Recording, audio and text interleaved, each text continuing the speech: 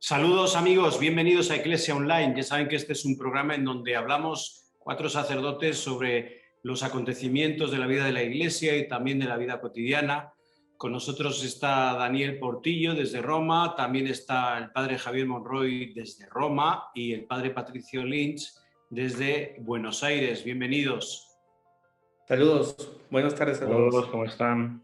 Hoy tenemos un invitado estrella conocido por ustedes en algunos canales de televisión, corresponsal en el Vaticano. Ha escrito 2 libros sobre el Papa de la Misericordia y también pues, el cómo recorrer la ciudad de Roma con detalles distintos del Vaticano, con detalles distintos diferentes que hay ahí en el Vaticano, en la hermosa Basílica de San Pedro. Con nosotros está Javier Martínez Brocal, director de Rome Reports Español. Bienvenido. Un honor estar aquí. Un saludo a todos. Pues muchísimas gracias. Hoy Javier nos va a contar su experiencia. Él ha sido testigo primero del viaje del Papa a Irak. Un viaje marcado con muchas expectativas.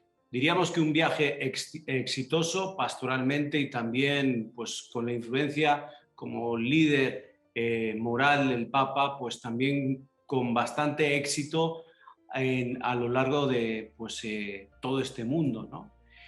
Creyentes y no creyentes han estado también viendo las reacciones del pueblo iraquí y ahí ha estado Javier Martínez Brocal. Yo quisiera hablar contigo y empezamos así rápidamente con ese antes del viaje, porque bueno, antes del viaje se suspendieron algunas peregrinaciones en Irak por parte de los chiíes. También el embajador del Vaticano pues, estuvo enfermo de COVID. Se hablaba y se especulaba sobre la seguridad, la inseguridad que había en Irak, incluso el riesgo de atentados. ¿Cómo percibiste tú este antes de ir a Irak desde ahí, desde el Vaticano? Pues Javier, yo lo percibí como un gesto de valentía del Papa. Yo veía lo contrario. ¿Qué es lo que está viendo el Papa para, a pesar de todos estos líos, plantarse en Irak? ¿Qué es lo que se nos está escapando del cuadro que hace tan importante este viaje? Y lo vimos durante el viaje. Valió la pena. Para los iraquíes fue muy importante, para los musulmanes fue muy importante y también para los cristianos. Menos mal que a pesar de todos estos problemas que eran enormes, el Papa pudo viajar a Irak. Javier, es un honor que hoy nos estés acompañando en esta tarde y que podamos conversar justamente sobre un viaje tan importante. Quisiera que nos situáramos en el tema de los argumentos que manejó el Papa en la visita a Irak.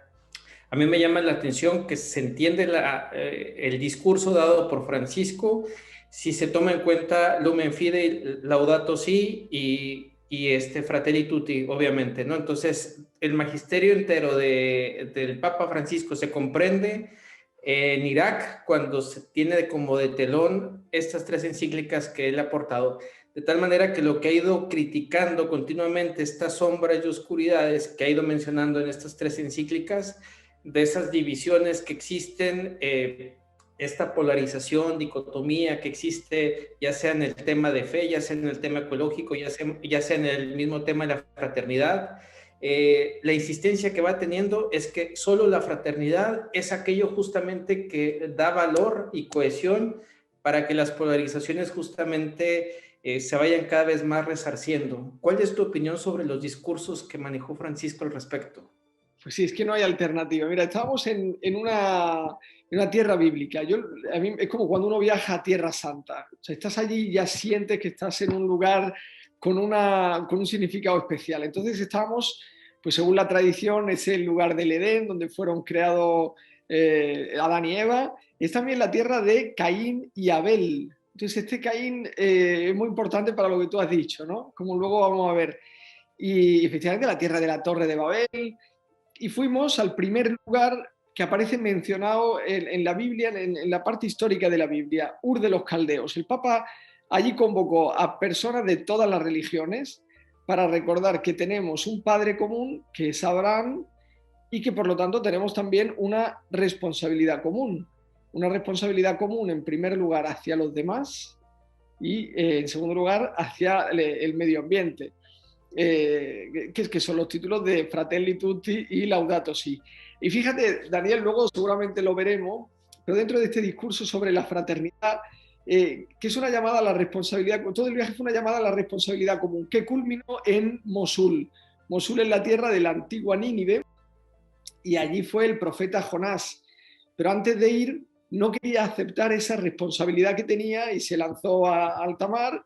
Iba hacia Tarsis, y allí fue el episodio de la ballena. Lo tiraron al mar y la ballena se lo comió y lo expulsó, porque no quería aceptar esa responsabilidad.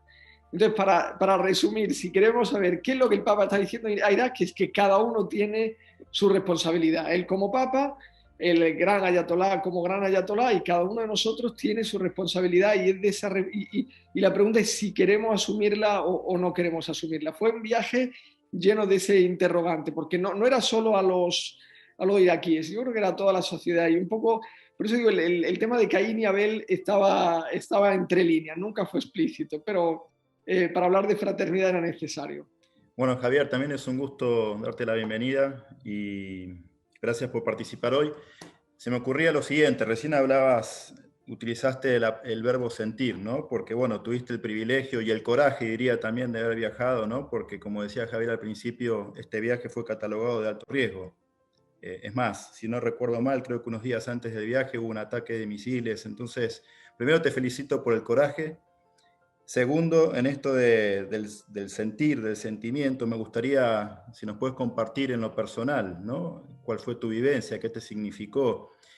Y pensando en el viaje del Papa, ¿cuál considerás que fue el punto álgido, ¿no?, de esta visita? Sí, antes vamos a aclarar, Patricio, muy buena. Antes yo no fue un viaje que a mí yo soy una persona que se asusta, o sea, no soy una persona valiente. Entonces, o hubo una gracia especial, o la realidad es que no, yo no tuve en ningún momento miedo, ni era más, y no lo digo, era más miedo de no estar a la altura de las circunstancias, porque era un viaje con un enorme valor para toda la región, y yo creo que para toda la Iglesia, y podíamos estar hablando del coronavirus y de los soldados que había por la calle, y no de lo que allí de verdad estaba pasando. Eso era lo que más a mí me preocupaba. Efectivamente, hubo 100 microataques los días anteriores, pero estábamos muy protegidos. Irán, yo creo que lo hizo muy bien para proteger a todos los que estábamos en el viaje. Hasta mi madre estaba tranquila. Yo el día antes de viajar me dijo: oye, qué bien que vayas, qué alegría, tú aprovecha porque vas a vivir un viaje muy intenso, verás, luego nos cuentas. O sea, si estaba tranquila mi madre, yo también estaba ya tranquilo. Y el momento culminante, a lo largo de los 3 días estamos llenos de momentos culminantes, pero Mosul para mí fue muy intenso. En Mosul me contaba un sacerdote que no se vio en las cámaras cuando el Papa salió de aquel lugar, de la plaza de las 4 catedrales. Era un lugar que había sido destruido por el ISIS. O sea, para que nos hagamos cargo, cuando el Papa llegó, la impresión era que estaba bajo shock, porque veía mucha destrucción creada por el odio.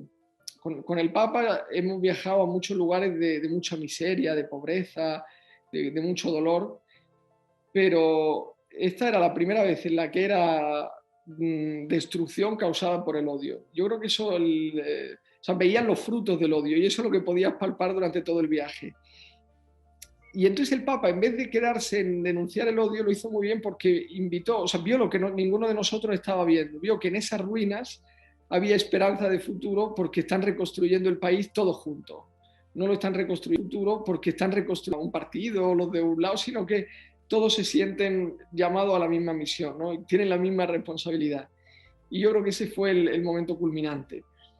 además del encuentro con los cristianos de Irak. Una cosa es que te cuenten lo que están viviendo los cristianos de Irak y otra verlo.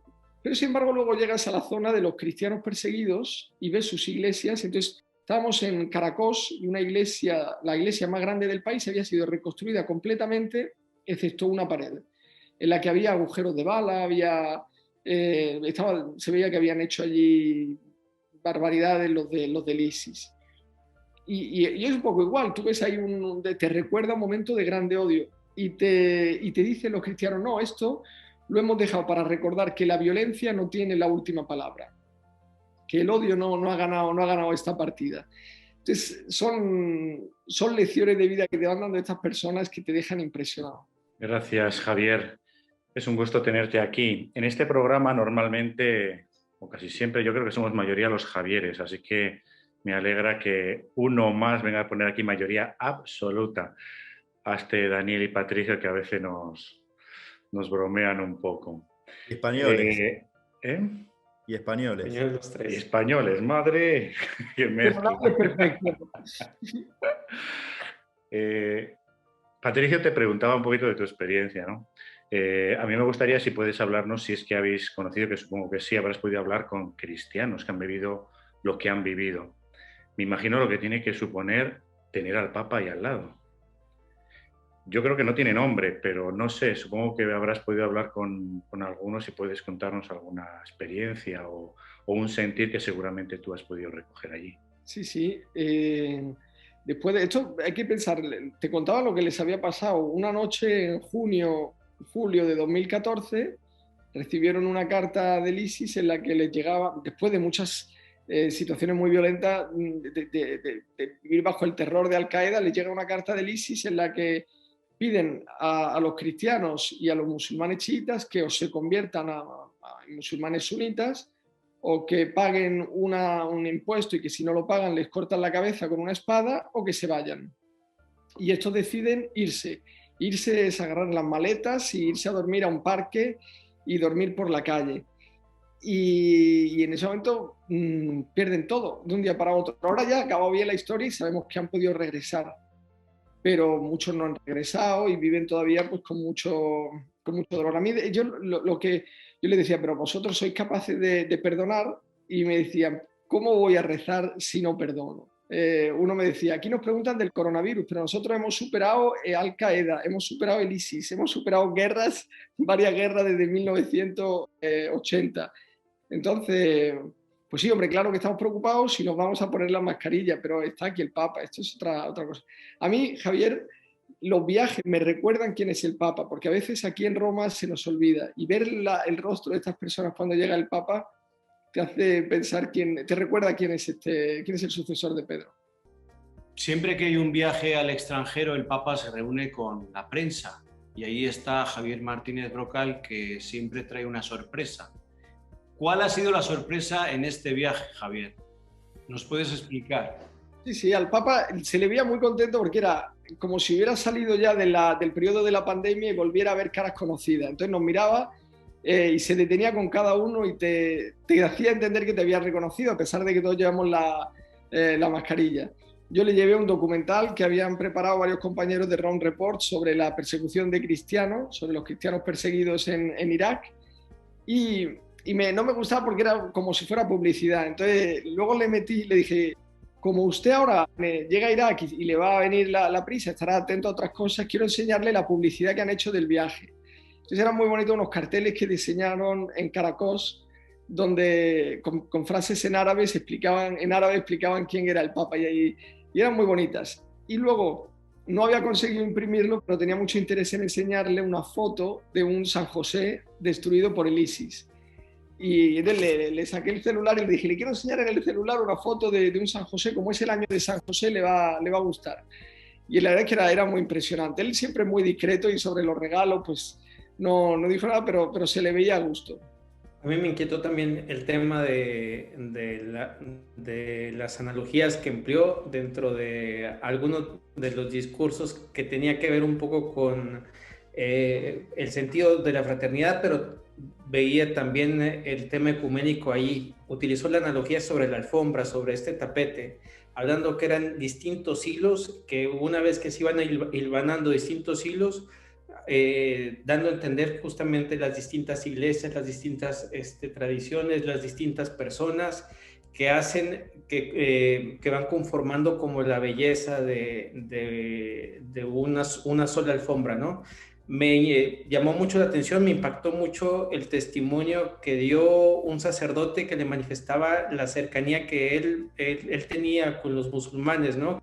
Fue en Mosul, sí, sí.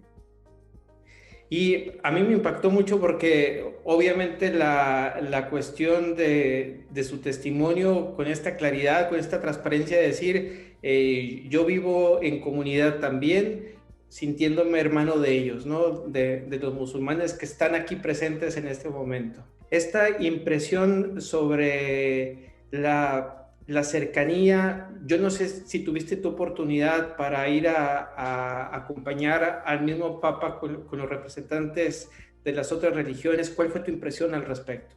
En Ur estaban todos muy contentos. En Ur había religiones pues, zoroastrianas también, la religión de Baal, había musulmanes sunitas y chiitas, había 100 representantes religiosos y fue muy emocionante con esa llamada a la responsabilidad común.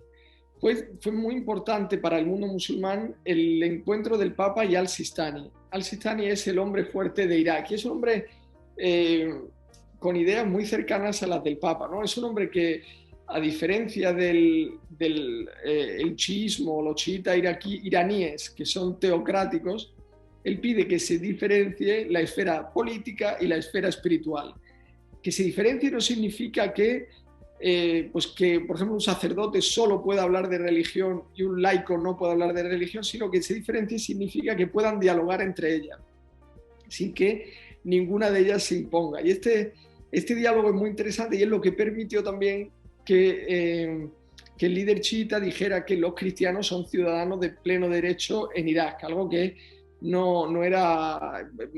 son vistas como una minoría religiosa y por lo tanto muchas veces marginados. Entonces, ese encuentro dará mucha alegría. Qué fuerte lo que decís, Javier. Es más, yo te iba a preguntar sobre eso, ¿no? Haciendo juego de las palabras del nombre de tu libro, El Vaticano como nadie te lo ha contado, te iba a preguntar que nos narres, como nadie nos ha contado, el encuentro entre el Papa, ¿no? Y el líder chiita. Así que si hay algo más que quizás nos quieras contar, pero también me surgía preguntarte si nos puedes hacer una valoración, ¿no? Porque mirando el pontificado de Francisco, a diferencia de los anteriores, el Papa evidentemente no elige como destino los grandes centros católicos, ¿no? Sino que va a las periferias. Entonces, bueno, si nos puedes quizás añadir algo más, como nadie nos ha contado de este encuentro con Ali al-Sistani, y también qué valoración haces de este Papa que viaja a las periferias, ¿no? Ali al-Sistani, te puedo decir una cosa, uno veía las imágenes y decía, uy, este tipo es muy silencioso, es muy calladito. Y fue todo lo contrario, habló muchísimo.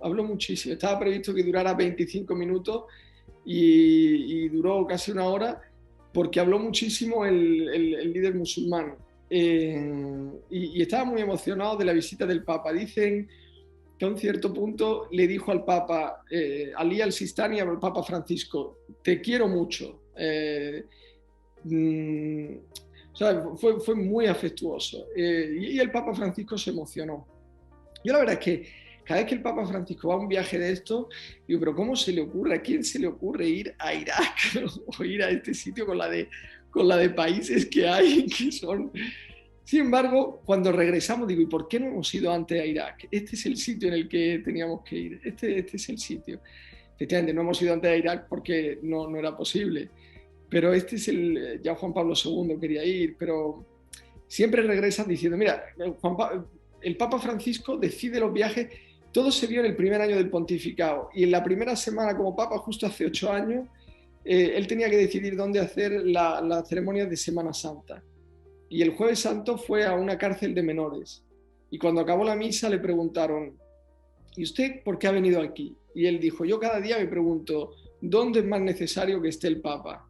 Y ahí voy. Entonces él se pregunta también para los viajes, ¿dónde hace más falta que esté el Papa? Y ahora ha dicho Irak, y a ver las próximas sorpresas, a ver por dónde sale, pero efectivamente hacía falta que el Papa viajara a Irak. Sí, esto nos habla mucho de de un papa seguramente no pensando demasiado en la política, ¿no? O en lo políticamente correcto, sino muy, muy guiado por aquello que él mismo predica, ¿no? Del discernimiento y de la adoración y de ponerlo en manos de Dios y a ver por dónde van las cosas, ¿no? Bueno, y después de todo esto, ¿qué? Yo sería mi pregunta, ¿no? Yo sé que después de un gran evento hay que dejar que las cosas reposen para ver cómo avanzan, ¿no? Hacia dónde van. Pero si tú nos puedes dar un poquito tu impresión, ¿qué va a quedar y qué es lo que hay que caminar o progresar o avanzar en relación a Irak, a los cristianos, a la paz, a la fraternidad en aquella zona? Sí, yo creo que el Papa hablaba para todo el mundo. Por supuesto, para los iraquíes ha dado un mensaje muy explícito de fraternidad, pero me parece que no estaba hablando solo para Irak. Es como lo de elegir el destino de los viajes. Es una pregunta que nos podemos hacer todos. ¿Dónde soy hoy más necesario? ¿Dónde es más necesario que yo esté hoy? ¿No? Pues quizás en vez de estar en el trabajo tengo que estar con los niños o tengo que estar haciendo algo. Entonces yo creo que ya con su gesto se está dando una ventana hacia el futuro. Efectivamente, yo creo que no es que haya cambiado la historia de Irak, pero no es la misma que era hace una semana. Y en una sociedad tan polarizada como la nuestra en muchos lugares, yo creo que esto de cambiar el modo de mirar a los demás nos puede ayudar mucho a afrontar la crisis, a afrontar el momento difícil que estamos viviendo. O sea, empezar a mirar con otros ojos a los que viven con nosotros, a nuestros compañeros de trabajo. Eso quizá, igual que ayuda a los iraquíes y les ha enseñado la mejor cara de Irak, porque ellos estaban acostumbrados a verse como un país destruido, un país en guerra, y con el Papa han visto las tradiciones. ¿Os acordáis? Esas imágenes preciosas cuando llegó y había los bailarines, las bailarinas, las espadas, las fuentes. O sea, ellos con el Papa han encontrado la mejor cara que tienen, o sea, más que la mejor cara se han encontrado con ellos mismos. Yo creo que eso de alguna forma nos pasa a todos. Por eso la gente a mí me gustaba mucho cuando había audiencias generales ver la cara de la gente que regresaba. Pues lo mismo, el encontrarse con la mejor versión de cada uno. Javier, quisiera aprovechar para dos cosas. Tú que estás ahí experto en el Vaticano desde hace 18 años, pues en primer lugar, los mensajes todos han ido por el tema de la unidad y de la fraternidad.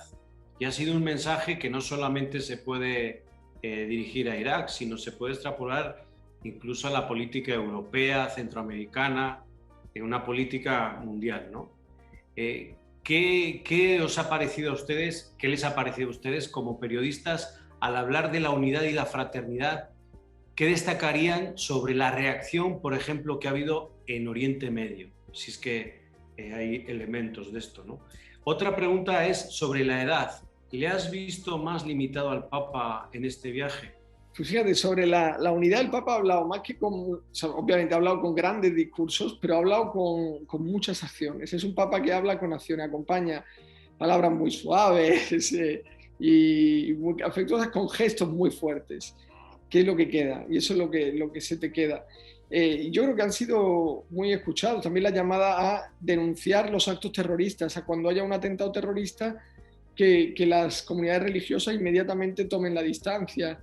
Tuvo palabras muy difíciles también contra los políticos y jueces corruptos en Irak. No fueron todo palmadas en la espalda. Fue un papa muy valiente. Yo creo que hablando con actos es más fácil imitarlo, ¿no? Al mismo tiempo, es valiente también porque tiene 84 años y sí, se le veía limitado, pero no se le veía... O sea, él dijo que ha estado ha sido el viaje más cansado que ha hecho, pero también ha sido el más cansado para mí, que tengo la mitad más o menos. Muy bien, pues muchísimas gracias, Javier. Ustedes lo pueden ver en ROM Reports. Ahí es donde pues, una agencia fiel a la noticia, a la veracidad, una agencia de noticias de confianza. Ahí hay un informe semanal en ROM Reports y bueno, pues él dirige esta agencia de noticias. Mucho ánimo con esa empresa tan grande y tan buena que tanto bien hace a la gente. Gracias por estar con nosotros y esperamos un nuevo libro, Javier. Ojalá que esté también este viaje presente en Irak. Muchísimas gracias por estar con nosotros. A vosotros, muchas gracias y que no sea la última vez, ¿no? Bueno, encantados de tenerte aquí. Por supuesto. Nos vamos, gracias Daniel, gracias Javier, gracias Patricio. Nos vemos en el siguiente programa de Eclesia Online. Hasta la próxima.